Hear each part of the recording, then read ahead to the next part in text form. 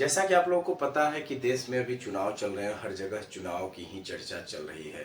इसी बीच एक दुख भरी खबर सामने आई कि एक प्रत्याशी का निधन हो गया है जो मुरादाबाद से सर्वेश सिंह बताए जा रहे हैं।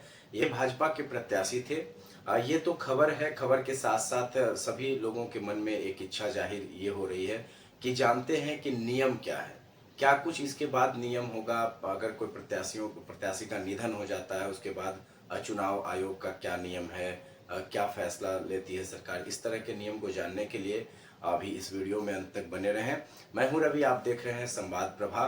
मैं बताता चलूं कि चुनाव आयोग का जो नियम है वो नियम कहता है कि अगर चुनाव में वोटिंग से पहले अगर प्रत्याशी का निधन हो जाता है, इसके लिए एक अलग रूल है। और अगर वोटिंग होने के बाद अगर निधन होता है, मृत्यु हो जाती है प्रत्याशी की, तो इसके लिए एक अलग नियम है। तो सर्वप्रथम पहले के बारे में बात करते हैं कि अगर किसी प्रत्याशी का पहले मृत्यु हो जाता है तो क्या नियम है। चुनाव आयोग कहती है कि अगर किसी प्रत्याशी का मृत्यु हो जाता है चुनाव के पहले, तो चुनाव वहां रद्द हो जाएगा और दूसरी तिथि को चुनाव वहां करवाया जाएगा। वहीं दूसरे पक्ष को देखा जाए जो कि वोटिंग के बाद, यानी कि इस केस में हुआ कि शुक्रवार को वोटिंग हुई और शनिवार को निधन हुआ। इसमें देखा जाए तो ऐसे केस में जो बाद में निधन होता है तो इंतजार किया जाता है परिणाम का। जिस दिन लोकसभा चुनाव का परिणाम आने वाला है उस दिन का वेट किया जाएगा।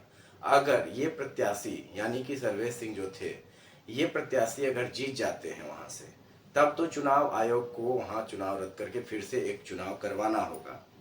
लेकिन अगर वहीं किसी अन्य पार्टी के प्रत्याशी जीत जाते हैं चुनाव, तो उस परिस्थिति में फिर वही प्रत्याशी जो जीतेंगे चुनाव वही माने जाएंगे कि वहां के सांसद हैं और चुनाव आयोग वहां का चुनाव नहीं रद्द करेगी।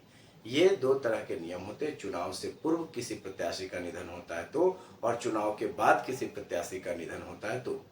इसी तरह की खबर के लिए सब्सक्राइब बटन को क्लिक करें, बेल आइकन को दबाएं और वीडियो अच्छा लगा हो तो लाइक करें। अन्य लोगों से ये जानकारी आप साझा कर सकते हैं। हमारे पेज को इंस्टाग्राम पे फॉलो कर सकते हैं। इसी तरह की खबर के लिए बने रहें। नमस्कार। वीडियो देखने के लिए धन्यवाद।